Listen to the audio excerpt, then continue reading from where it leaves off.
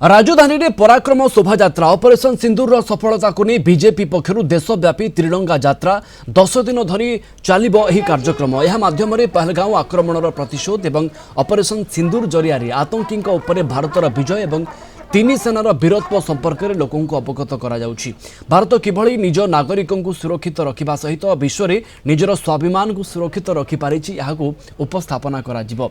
एही क्रम में भुवनेश्वर कलिंग स्टेडियम परिसर त्रिरंगा शोभायात्रा बाहरी कार्यक्रम में मुख्यमंत्री मोहन माझी सामिल हुई पताका देखाई यार शुभारंभ करते सामिल होते सेनाबाहिनी दुई उपमुख्यमंत्री सहित विभिन्न विभाग मंत्री बीजेपी सभापति मनमोहन सामल मुख्य शासन सचिव डीसीपी एवं सीपी सामिल होते। देशर एकता और अखंडतार प्रतीक होछि आम भारतर तिरंगा। शांति हो बा युद्ध सबु परिस्थिति रे आम तिरंगा समस्तंकर हृदय रे रही थाए। ऑपरेशन सिंदूर सफलता परे आज रही तिरंगा बाइक यात्रा आतंकवाद विरुद्ध रे देशर अभियान को आहरी सशक्त करिवो। जाति धर्म वर्ण निर्विशेष रे सबु भारतीय तिरंगा तले जेतेबेले एकजुट हेबे सेतेबेले कौन सी शक्ति आम विरुद्ध रे सफल ही परिबे नाही। ऑपरेशन सिंदूर सफलता आम एवं आमर मां मानक भौणी मानकर संकल्पर ये सफलता आमर सेनाबाहिनी वीर जवान माने सिंदूर मर्यादा रखिछंती।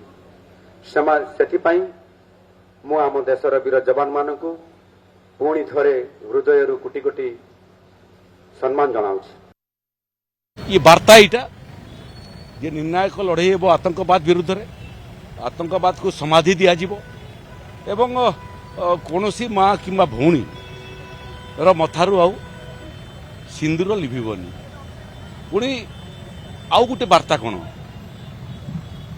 वार्ता है दुई जन भारत माता को सुपुत्री सोफिया कुरेशी एवं भूमिका सिंह दुई जन झील भारत मातार जाइकरी पाकिस्तान को दली देले।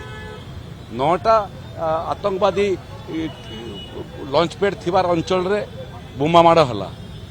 100 रु अधिक आतंकवादी निपात हेले।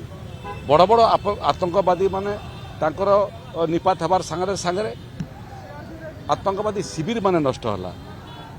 तो यदि एबे पाकिस्तान बुझिबो नहीं आ केबे बुझिबो नहीं।